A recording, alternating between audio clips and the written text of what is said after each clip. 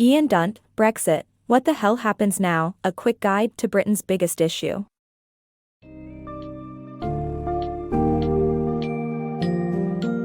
In Ian Dunt's eye-opening read, Brexit, What the Hell Happens Now? Readers will gain a clearer understanding of Britain's ongoing struggle to find a new relationship with the European Union. Dunt examines various European countries' arrangements with the EU, such as Norway, Switzerland, Turkey, and Canada, to clarify whether their models could be possible templates for Britain.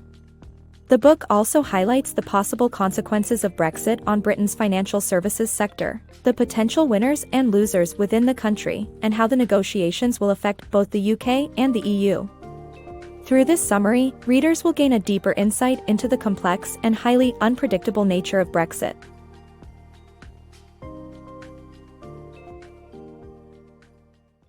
Exploring post-Brexit trade options.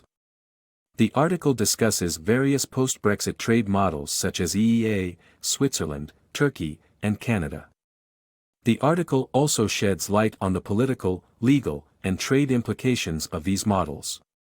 The Norway model cedes sovereignty to the EU, whereas Switzerland's agreement is a stalemate. Turkey's membership in the European Customs Union may not be suitable for the UK due to its limits on free movement of goods, capital, services, or people. Canada's free trade deal may not be ideal for the UK's financial sector as it focuses heavily on traded goods. Ultimately, the article argues that Brexit was a blank canvas that allowed people to project their hopes, aspirations, and frustrations onto it, and the UK may have a challenging time trading with the world if they leave the EU. Brexit and London's financial industry. The City of London's financial industry is a major concern in negotiations surrounding Brexit. Without favourable regulations and laws, London's advantage of attracting banking business from European and non-European countries is at risk, threatening the UK's position as a gateway to the EU. American investment banks currently maintain most of their European personnel in the UK. Any loss in business could amount to billions in lost revenue and increase competition from other European cities. The sector's importance calls for careful consideration in Brexit negotiations. Preparing for Brexit. Implementing Brexit requires an extensive amount of preparation, negotiation and renegotiation. It involves complex legal, trade and commerce negotiations, all intertwined and involving different interests. Britain has to develop teams of trade experts, analysts, diplomats and negotiators from scratch. Unfortunately, the British team going into Article 50 comprises of inexperienced individuals who lack trade expertise in the field. Britain must try to be able to reach agreements with the EU and the World Trade Organization, WTO, at the same time, so their bilateral trade deals are put on hold. Britain's proposed approach in handling the entanglement of British and EU law and regulation is known as the Great Repeal Bill, copying much of the existing EU law and now governing the UK into British law. WTO and Brexit Negotiations.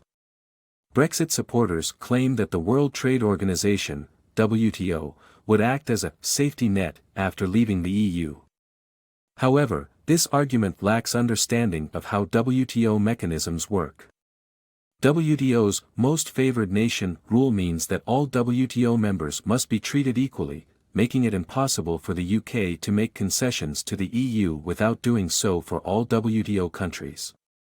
This makes successful negotiations with the EU vital, and completing negotiations with the WTO could prove more complex than with the EU.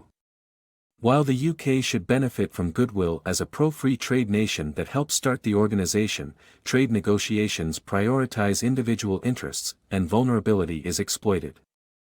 The fallout of Brexit. The aftermath of Brexit is a complex and multifaceted situation, with various interest groups and foreign lobbyists seeking to sway the government's decision-making process. While the heavily subsidized agricultural and fishing sectors are striving to influence trade deals, politicians may take advantage of this opportunity to cut workers' rights.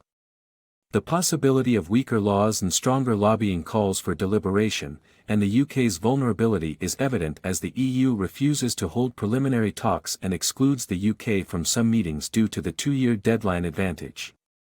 However, the strong British consumer economy is a sweet spot for European businesses, and Britain's dominance as Western Europe's most potent military power might keep crucial Eastern EU countries on its side. Navigating Brexit uncertainties. The UK's hard Brexit approach may have unforeseeable consequences on the economy and the population. However, the EU's attitude towards the free movement of people, the concept of a federal state of Europe and new alliances may bring unexpected changes.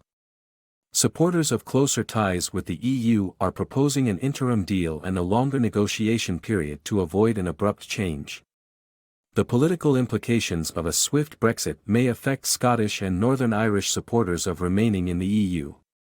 Time remains the cruelest element for all parties involved.